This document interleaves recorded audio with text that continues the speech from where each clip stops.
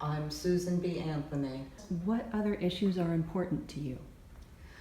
Well, the right to vote has always been tantamount to my main cause, but I've also been involved from a very early age in temperance and anti-slavery. Our home in Rochester, my father was a Quaker, but he was a reformist, and we were surrounded by abolitionists and people that were close to our cause.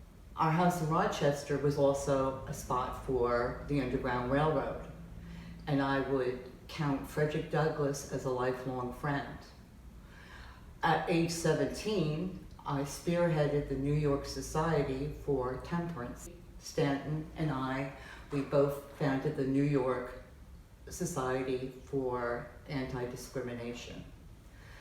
I felt very strongly at an early age, especially towards temperance. I saw how women were disenfranchised by alcoholism, how they had no rights if their husband, who was the wage earner, led them to being destitute, and I felt very strongly. You were arrested for trying to vote. What effect did that have on the suffragette movement? Well, I think it had a great effect. I was arrested in 1872. There was a public trial. I was convicted, but there was no sentence. And I think we got the momentum moving.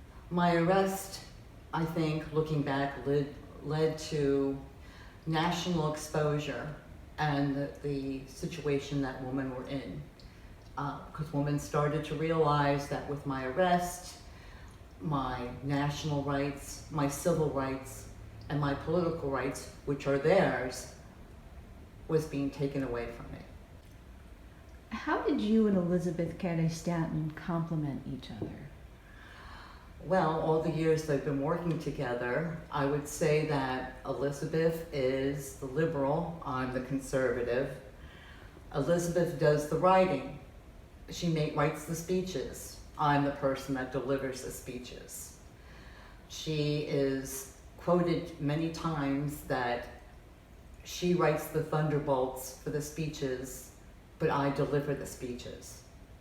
She also sort of brings into the equation that the women's movement was not just, as perceived in the beginning, wrecking the marriage institution.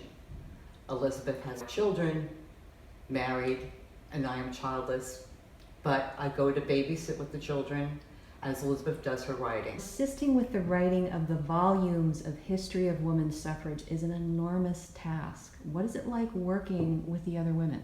I have to say, in writing the history of suffrage, women's suffrage, which was 6 volumes, by the way,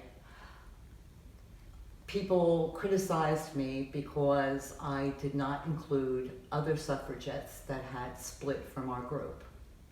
And the controversy was that when the 15th Amendment was going to be passed and it was not going to have the woman involved, I was against the amendment altogether because I thought women and African Americans should be enfranchised at the same time.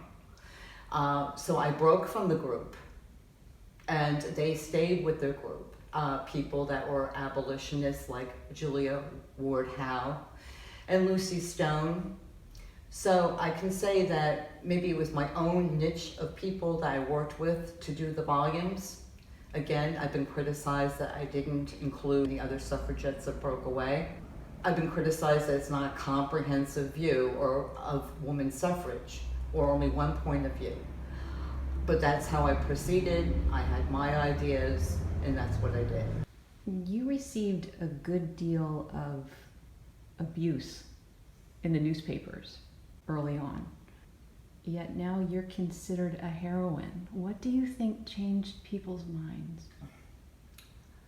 What started the catalyst was my arrest in 1872.